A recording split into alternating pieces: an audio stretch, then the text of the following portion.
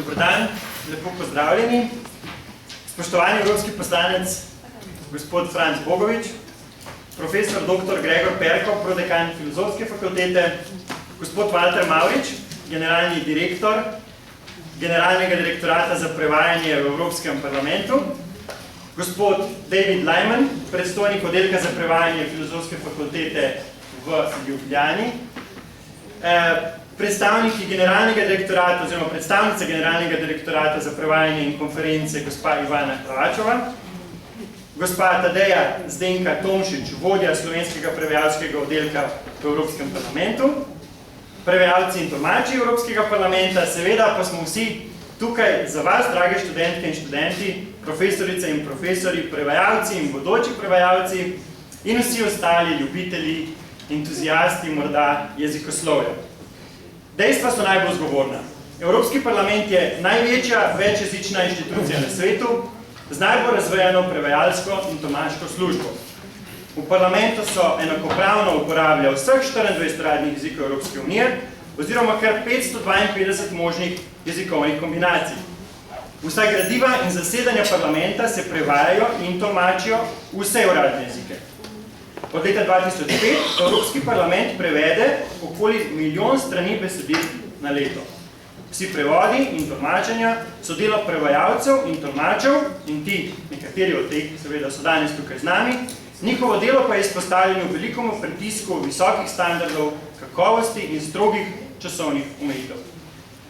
Evropski parlament s svojima generalnima direktoratoma za prevajanje in za tolmačenje igra ključno vlogo pri varovanju kulturne in jezikovne raznolikosti Unije.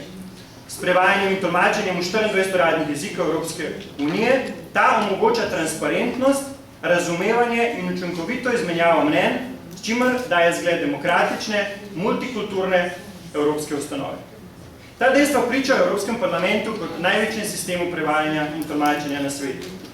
Vendar pa kljub politiki institucij, ki podpira večjezičnost, ostaja vprašanje obstoja in uporabnosti malih jezikov v EU. Kakšen je njihov dejanski pomen in uporabna vrednost? Jih lahko pretvorimo v ekonomsko vrednost ali služijo zgolj kot glasnik principa demokratičnosti?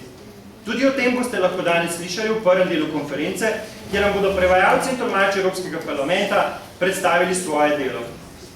Posebej o vlogi malih jezikov pa bo govora na okrogli mizi, ker boste o vlogi in prihodnosti malih jezikov v Evropi lahko debatirali z evropskim poslancem Francem Bogovičem in strokovnjaki iz Evropskega parlamenta ter Filozofske fakultete. Teoretičnemu delu bo po koncu sledil še praktični del, kjer se boste študenti lahko na praktičnih delavnicah preizkusili v prevajanju in tolmačenju ter na konkretnih primerih dobili vpogled v delo prevajalcev in tolmačev Evropskega parlamenta.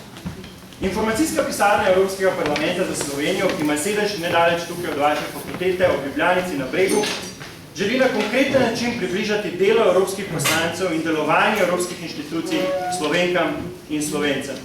Danes smo tukaj posebej za vas. Dragi študentke in študenti, Evropska unija nam vsem ponuja zelo veliko priložnosti. Prav na vašem strokovnem področju pa je EU tudi največji zaposlovalec na svetu. Izkoristite to edinstveno priložnost. Lep dan želim vsem skupaj.